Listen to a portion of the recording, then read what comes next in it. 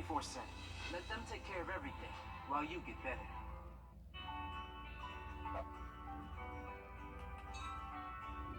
Every time you visit Parker's Kitchen, your support makes a difference, impacting education for kids of all ages. And none of this happens without you. Live from Augusta, you're watching News 12 at 6 o'clock. Good evening. Thanks for joining us. I'm Zaina Halliburton. I'm Richard Rogers. Good to have you with us this evening. It's another one of those summer afternoons where we're watching for those storms to take shape. And I know some of us are not happy about all the storms we've been seeing. The question is, Riley, when can we expect these storms just to stop? Oh, man, and watch out for the rain. We'll have that full forecast in just about 10 minutes. Thank you, Riley. New in the last hour, a suspect arrested after a man was found dead outside a Dollar General store last month. 36-year-old Tamiko Bolton now charged with murder. When it happened on Martin Luther King Boulevard, the coroner said 28-year-old Elias Delk appeared to have died from a number of blunt force injuries.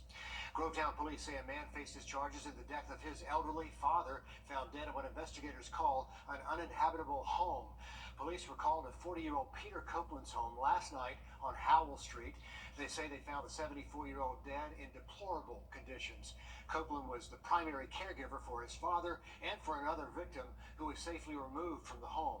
Copeland is charged with neglect of an elderly adult and could face more charges in this case. Today, the White House announcing it's canceling student loan debt for 35,000 more Americans. It says more than 4.5 million people have seen these debts relieved under the Biden administration, and that was a key promise from his 2020 campaign. But as State House reporter Mary Green explains, both the legal challenges and the November election could threaten their future. She has more from Denmark, South Carolina. Here at Denmark Technical College on Thursday, South Carolinians shared their stories about having their student loan debts forgiven, some calling it life-changing. But how many more Americans will find themselves in a similar situation in the future is uncertain. This has meant so much to me. People just don't know. Heartfelt emotion. I thank God and I thank the Biden administration. And words of gratitude shared Thursday with U.S. Secretary of Education Miguel Cardona and South Carolina Democratic Congressman Jim Clyburn. Their visit focused on highlighting the Biden administration's student loan relief efforts. They paid off the loans long time ago.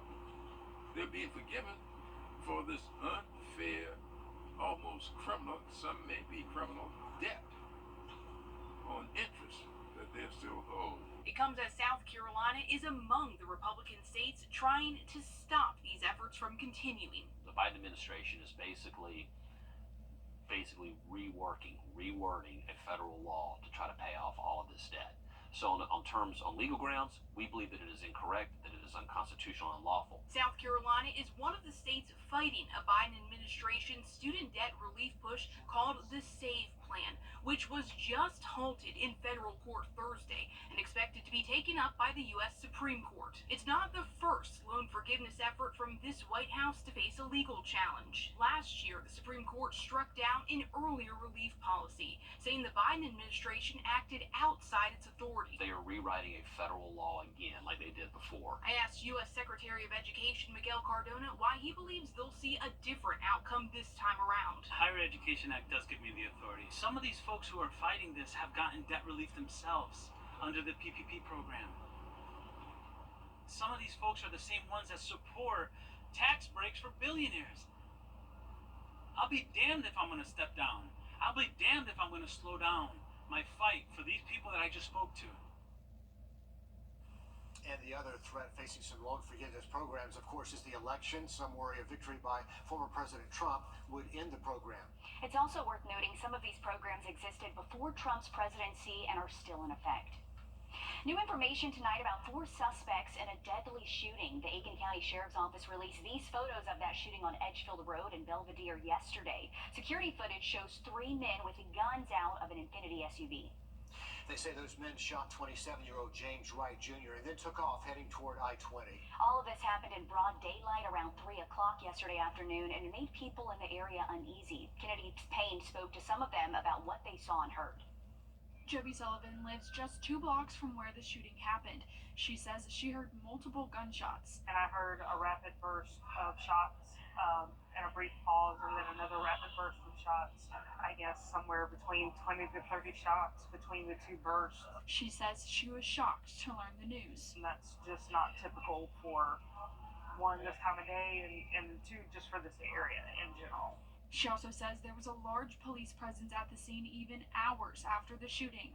It does bring up concern, but I think it does bring people's awareness to a heightened level. And so, I think people start paying attention a little bit more to what's going on around them. Those who worked with Wright says he will be well missed. I just hate it happened to him. Like, I never thought in a million years I would be saying RIP to my friend. Wright's boss says the atmosphere at work today felt different. I didn't go to sleep until 3 this morning. And then, a couple of my other workers was like, man, I couldn't sleep a wink last night. He has touched so many of us. Kennedy Payne reporting for us there. Those suspects are still on the run and considered to be armed and dangerous. And if you at home have any information about the shooting, you're asked to contact the Aiken County Sheriff's Office. In 4 days, students in Aiken County will be back in class. While it may be exciting for the kids, for some parents, it's a race to the finish line to get those shopping lists completed. Elizabeth Hunter shows us how local stores are seeing an uptick in business and when they're expecting more shoppers. Parents know back to school means wallets out. We spent $143, I think, but they had a $10 off coupon. And businesses know that too. This time of year brings in $39 billion to the back-to-school industry, according to the National Retail Federation. It seems like the prices are definitely getting more expensive. Last year, we actually tried a combination of Staples and Amazon because we thought we would save money, and it didn't really turn out that way. South Carolina families may get some price relief. August 2nd through 4th is the state's tax-free weekend. Local businesses have already seen big crowds stocking up before school begins, but they are expecting even more people when that weekend hits. Oh my goodness, I don't even think I could put like a number on it. Brooke Thomas is the owner of Ginger Bee Boutique, and she says past years have shown her just how crazy that weekend can get. Andrew Powell is a worker at Aiken Embroidery and Design and agrees. He says they help 4 times more customers at this time of year. Of course, it always seems to increase like 3 or 4 days before school when everybody suddenly remembers that they haven't quite done it yet. The price tag may go up, but for Ashley Roach, she just wants her student to start off on the right foot. I think it's the look on your kids' faces when they get to go and pick out all the brand new things that they're going to use through the year. I think it just starts the year off right with just some excitement. And she is right about that. South Carolina's tax-free weekend is coming up August 2nd through the 4th. Eligible items include clothing, computers, and back-to-school essentials. They can be purchased online or in person. Those are moments I wish I can go back to. I love back-to-school shopping. A lot of tax-free things that might surprise you are on the list, so don't pass it by without giving it a good look. Definitely. It's going to be a busy time for businesses. Still ahead, the court was packed with stars to see Cayenne Anthony, the son of Carmelo Anthony, play. Dan breaks down the latest action from Peach Jam next in sports. And it's another afternoon with more of these thunderstorms that are packing a punch, potentially seeing severe weather for the rest of today. We'll have that update just after the break. Time and Temp, brought to you by your First Alert weather team. Join us right here on high temps will stay close to 90 for the next 7 days. On your sideline. If you like basketball at all, then Peach Jam is the place to be. These kids are really talented, and there's a solid chance that some of the players who are balling out in North Augusta this week could play in college and maybe even make it to the NBA. The gym was packed for this game between Team Mello and the Georgia Stars, so naturally it's time for our daily Peach Jam Star Watch. Former NBA or NFL defensive lineman and now ESPN football analyst Marcus Spears is in the building. The newest member of the Philadelphia 76ers, 9-time All-Star Paul George is here as well. And of course, Carmelo Anthony, who's in town rooting for Team Mello and his son Kion. Speaking of Kion, being the son of a future Hall of Famer comes with a lot of expectations. So far, this kid has been living up to the hype. He's been putting together some great performances performances so far this week. Through 6 games, Kion is averaging 21 points per game and shooting 45% from the field. A couple of days ago, this young man, who's wearing one of his father's old numbers, put the whole high school circuit and all the coaches and scouts in attendance on notice by dropping 40 points on 15 of 19 shooting, which is just ridiculous. According to ESPN, Kion Anthony is the 41st ranked player in the entire class of 2025. Westside High School's Dontrell Jackson and Jet Academy are on the court as we speak. Their game against the Indy Heat began just a little bit after 6 o'clock. We'll have the latest on our lone local basketball star playing in Peach Jam this year tonight at 11. All the first round scorecards have been turned in at the 152nd Open Championship. Daniel Brown is in the lead at 6 under. But on the flip side, things did not go well for Tiger. He shot an 8 over 79. Obviously, that's not ideal, but hopefully he'll be able to turn it around. Dan, thanks so much for the update there. Disappearing trees all over the Garden City, and neighbors are fighting back. We're going to head over to Telfair Street, where there's a growing push to save the trees there. Next on News 12. First Alert Radar, powered by Jim Hudson Automotive Group. And we're back. You're 10 signs of damage in 1 minute. Keep living. We'll keep repairing. On Monday, Augusta commissioners are set to talk about some controversial plans to remove a lot of trees already marked to come down over on Telfair Street. For months now, downtown Augusta has seen several road construction projects. And we've lost some natural shade in the process. Hallie Turner spoke with people doing all they can to save the trees on Telfair. When you drive around Augusta, neighbors say these days the Garden City looks more like Cone City. Downtown is we've become the city of orange cones. And once these marks appear, the chainsaws aren't far behind. Planners who are doing this stuff don't realize that climate temperature is going up. These trees provide us shade and protection. They provide this aesthetic beauty that we have in our city. And if you hack them all down, there's not going to be anything here. All over the city, trees have been disappearing for infrastructure improvements. But the pink X's recently took neighbors by shock. And there were just these pink X's that lined everywhere. Tonya Bonatadabas raised her kids in Old Town. If we had not had the trees over our house on Ellis Street, my kids would have baked to death upstairs. And it's just not, these are 100-year-old houses. And these trees have been lining this street for a long time. I think there is often an idea that it's kind of a bougie thing to put money into, but the fact is, if you want people to live in a community, you have to make it livable. Right now, the cutting is on a temporary hold, and neighbors here are calling on the community to make that hold permanent. If we don't stand up and say something, it's going to continue to happen, and we're going to be with less of a city afterwards. In Augusta, Hallie Turner on your side. So tomorrow morning, Commissioner Jordan Johnson says he's going to take a walk right through the community and talk about these issues. And you can actually send him a private message on Facebook if you're interested, and he says he'll stop by your home or business. Once again, the official meeting is Monday, June 22nd at 6 o'clock at Heritage Academy. Everyone is encouraged to go. Great Oak and Aiken just wrapped up their 4-week summer camp today. They provide equine-assisted activities for people with disabilities from age 4 up to 95. They work for growth, independence, and confidence in all their students, and it's all done with the help of horses. Summer camp has taken on a whole new meaning at Great Oak with the help of animals. It's my passion, so I really love it. It's different every day.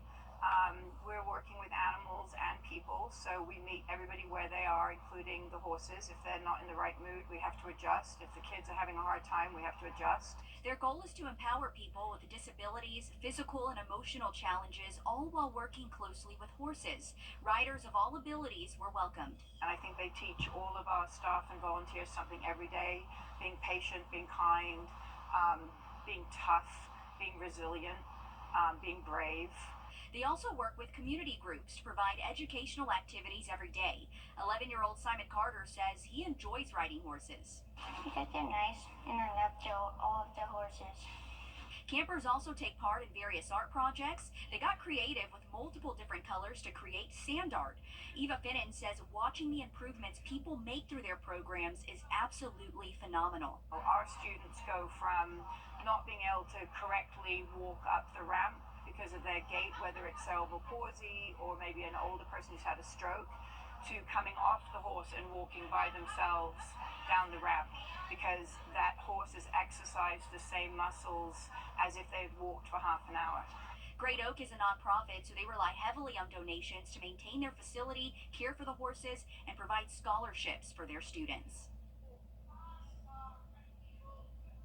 And it was so cute to see all of the kids on the horses. They do really well. I think I need to take some lessons. I was going to ask if you actually got on one. I did not get on a horse, but I think I have to go back to do that. But I did get my steps in because as they trotted along the trail, I was right there with them. It looks like a really special place. They do have a big fundraiser called the Great Cowboy Horsemanship Show and Cookout. Is happening November 2nd at their location in Aiken. And you can get those tickets, I think, starting next week. That's correct. And you can find all of this information on our website, wrdw.com. as well as any upcoming programs they have if you would like to take part. Looks like fun over there. Check out this construction. It started on a new tourist attraction. This is Edgefield County, and your first look at Sarah's Farm Adventure. The grand opening set for September 19th, but these crews are on site, busy setting up for this fall. From pumpkin patches to thrilling attractions, sunflowers, and tasty treats, there's really a lot to expect. They partnered with Titan Farms to help provide a hands-on, family-friendly attraction that serves as a reminder of agriculture's importance in South Carolina. So this isn't just about Titan Farms, this is about what Edgefield County has to offer, and I want everybody to come out, enjoy the area, make great memories to last a lifetime. We have swing sets, Tire Mountain, we have pig races, animal barns with a large goat bridge where you can come out. We also have apple cannons, paintball. And guess what? Cody Webb will be there in concert for the kickoff weekend on September 19th. If you haven't listened to him, please do so. We have video on our website. You can get lost in his corn maze and check out the Jack-o'-lantern lane. They're planning so many other seasonal events for Christmas and Easter. Sarah's Farm Adventure, I bet it looks a lot different this fall, don't you? I think so. Got to check it out for yourself. We're back after a quick break. Most prescribed biologic in asthma. Well, we just had a gust front pass by our Thurman dam cam, shaking it around and definitely seeing some white caps on the lake out there. We are still looking at these strong storms dropping north to south through the region and starting to see a little bit better rain coverage getting closer towards us here in Augusta. Evening plans are looking wet for many spots, so be careful with those storms out there. We'll have more storms in the forecast for the next 7 days. We're going to track it again live for you at the top of the hour over on 26 News. And then join us back on News 12 at 11.